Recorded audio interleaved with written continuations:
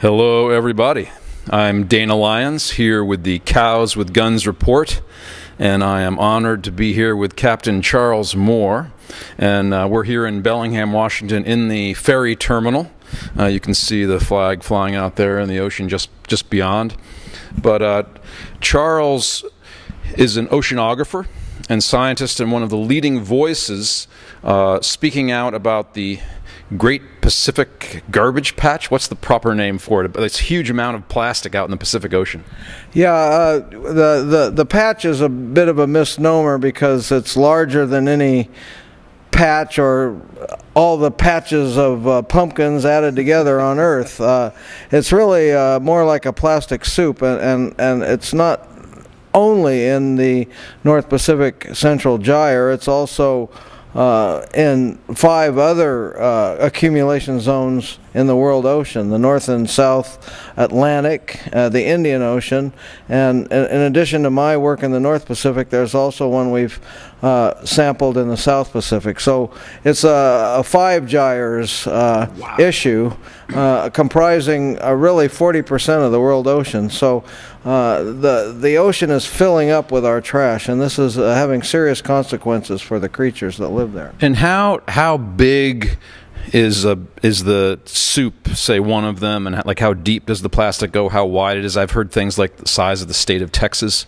Yeah, we've done over 100 trawls out there attempting to assess the concentration levels of plastic waste, and if we take a cutoff at, let's say, 1,000,000 pieces per square kilometer to 100,000 pieces per square kilometer, in that range of pollution, we're looking at something which is about twice the size of Texas, but that's at 10 knots of wind. And at 10 knots of wind, scientists estimate 90% of it is mixed into the mixed layer below the surface. So we're really only sampling somewhat like 10% of the floaters that are out there. And how deep do they go, do you think? Well, they go into the mixed layer. And the mixed layer of the ocean is a variable layer of ocean water that's affected by waves that break in the surface. So that could be 30 meters, could be 50 meters, could even be 100 meters deep, depending on the intensity of the wave action. Mm-hmm. And where does all this plastic come from? Like what kinds of plastic? Do you find bottles and bags and stuff? Frankly, this is the new kind of pollution we're facing on the planet right now, non-point source pollution. When you say where does it all come from, that implies you're talking about a point source. What we're dealing with here is non-point source pollution. The fact that the throwaway concept of living, the individual serving, the plastic packaging on every item that we purchase, this way of doing business, this lifestyle, is now proliferating worldwide. It's been globalized, and as such, it's making all 7 billion of the people on Earth contributors to the problem, because every little bit that you tear off of a package, every little fiber that falls off of your plastic clothes contributes to this problem, and so there's no guiltless parties. It doesn't really matter anymore. We've pretty much penetrated into the last of the Aboriginal societies, and there are no more civilizations left to be unaffected by our plastic age, and as such every one of us is contributing to this problem. So it becomes a very difficult problem to solve because it's non-point source. We don't have a ship like the Exxon Valdez that we can go after and charge back for the cost of the cleanup. We don't have, the Deepwater Horizon where we can go to BP and say, look, you're going to have to pay to clean up the Gulf of Mexico. It's a huge area, but they have deep pockets, and you can mount a cleanup operation. No one is really being charged back for dealing with this problem, so we're promoting a concept called extended producer responsibility. If you make it, you've got to take it back into your factory and reuse it, and you've got to provide that infrastructure. It's a concept that's now beginning to be accepted in Europe and other areas. So this is what we're pushing, the idea that somehow we've got to start being responsible for the things that we make and introduce to this planet, because the planet's being overrun. Yes, I believe Germany has a law like that. So television sets and computers and anything that's it's kind of a cradle-to-grave thing where people purchase a TV. When they're done with it, rather than take it to the dump, the manufacturer has to take it back, which encourages the manufacturer to make reusable and recyclable parts. Actually, we're sort of getting beyond cradle-to-grave and going cradle-to-cradle. The idea that it's a technique, you know, we get the concept in agriculture. We know that we have leftover food scraps and green waste that we can compost and make new food out of. So that becomes a simple concept to understand, that this infinite cycle. But with what we call technical nutrients, the feedstocks of the plastic industry, the feedstocks of the computer industry, these technical nutrients, we haven't got a lot of experience bringing those back into the productive cycle. So this is what we're pushing, this concept of bringing all of our resources back into production, because we're leaving the age of extraction where we do a one-way cradle-to-grave thing, where we pull out some resource from the ground, make it into a product, and then dispose of it back in the ground as landfill, that being cradle to grave. Now we're thinking more in terms of cradle to cradle, where we go to a resource recovery park where we have taken all of our used products, we extract the materials from those used products that we need to bring back into our industry and remake a new product.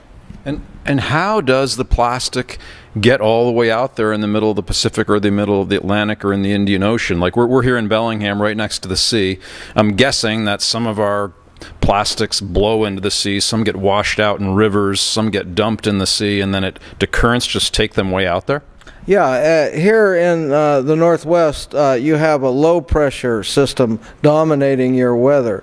And low-pressure systems tend to spit out the debris. They are then gathered up by high-pressure systems, which are in the subtropical latitude, say from 40 north down to around 20 north latitude. That big circulating clockwise high-pressure system is like a scouring current that pulls debris from the Pacific Rim countries and brings it into a convergent zone that stretches all the way from a few hundred miles off the coast of California to Japan and China. And what can we all do about this? I know, you know, I'm doing my little thing, washing out plastic bags after I use my lettuce and trying to use them over and over again.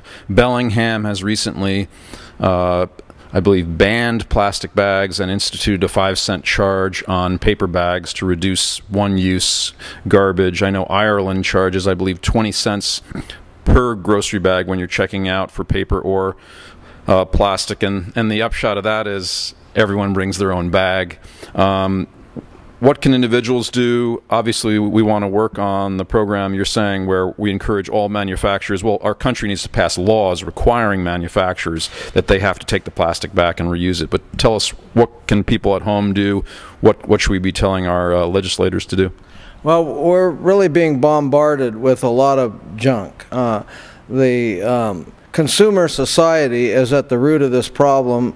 The idea that somehow we're going to grow our way out of the recession by buying more and more junk that breaks and has to be purchased again and breaks and has to be purchased again. This keeping the wheels of industry going with a constant succession of poorly manufactured, easily broken, easily becoming obsolete objects. That whole concept needs to change. We need to have more local production. We need to focus on the things we really need, the food, shelter, clothing, and energy, and buy them regionally, produce them regionally, have a regional reliance inventory, take stock of what we actually make in our own local region, and encourage the consumption at that level. And we need to start focusing on our true needs and not our false needs. We don't need to be inundated with a constant flow of stuff that becomes fast-track trash. We need things that last.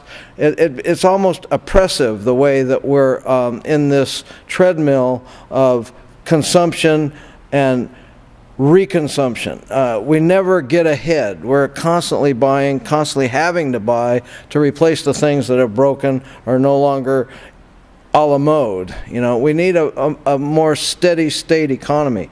I'm pushing the concept getting away from this growth, unlimited growth metaphor that every politician has to embrace in order to be elected, and talk about a steady state. A steady state is sustainable, something that has a fair distribution of resources worldwide, so we don't have to fight wars to be the country that gets to have all this stuff, so we can be at the top. This idea of American exceptionalism, where we're going to be the best country and we're going to get everybody else to work for us, and we're going to exploit cheap labor around the world and have the greatest citadels of consumption here in the United States. This whole American exceptionalism, being the top dog, is part of this growth economy metaphor that really needs to switch to a steady state idea. And so I'm pushing that as a general concept. And really what we can do is withdraw from this global economy. We can refuse to buy all the crap from Walmart that is manufactured and shipped from China, and purchase the things that are produced locally, the food, shelter, clothing, and create our own energy resources right here in the local area. That's, I think, the key. And whatever legislation encourages that change, I would support. Excellent. Well, Captain Charles Moore, you are a tireless crusader for this. You mentioned earlier you've been on tour since October with your new book. We'll have to grab one of those and flash it on the screen. We've got to promote that book. We can do that. All right, we will do that. And now, tell us your website, tell us the name of your organization. Where can folks send money to support your work? Sure. Captain Moore goes out 3 months of the year, bringing scientists and supporters and journalists to see the garbage plastic soup out there, to inspire more and more people to help on this issue. Yeah, the foundation I started in 1994 is got a funny sounding name because it was involved in transplanting giant kelp, marine algae in Baja California and Alta California, the Southern California area. So algae, kelp in Spanish is alga. So the foundation is called Algalita, and it's ALGALITA.org, and you can go there and find out how you can join cruises, learn about the plastic pollution of the marine environment, get educational resources, curricula that we've written, and be involved in the fight to eliminate the plastic plague that is overtaking our ocean environment. Yes, and I am hoping to go on one of those cruises eventually. I'm trying to talk Captain Moore into bringing me as a entertainer, but we'll see. He's got to hear my music first, but I'm warming up from a few minutes from now. Grab your book, okay, Charles, and we'll Plastic Ocean. Get it up here nice and close. You can see it. It's beautiful. I will look forward to reading this. I'll buy one later on. Okay, and now we have a very special treat. Captain Moore has agreed to grace us with a short sea shanty. So, anything else you want to share with the folks back home before we sing? Just that the book is also available in Kindle and on Amazon, and it's as an audio book also. Excellent. So we'll look forward to getting the word out. We've sold the Japanese rights. Asian debris is a big part of the problem, so we want to take this message to Asia, and we'll be working on that later on this summer. Excellent. All right, are you guys ready for this? Well, you know, it gets boring out at sea, and sometimes to keep awake at the wheel, you've got to entertain yourself with a sea shanty. And I always like ones that have a little twist to them. So here's one that I think of when I think of singing a sea shanty. It's goes like this. My father was the keeper of the Eddystone Light, and he slept with a mermaid one fine night, and of this union there came three, a porpoise and a porgy, and the other was me. Yo-ho-ho, the wind blows free, oh, for the life on the rolling sea. Thank you, Captain Charles Moore. Thank you, Charles.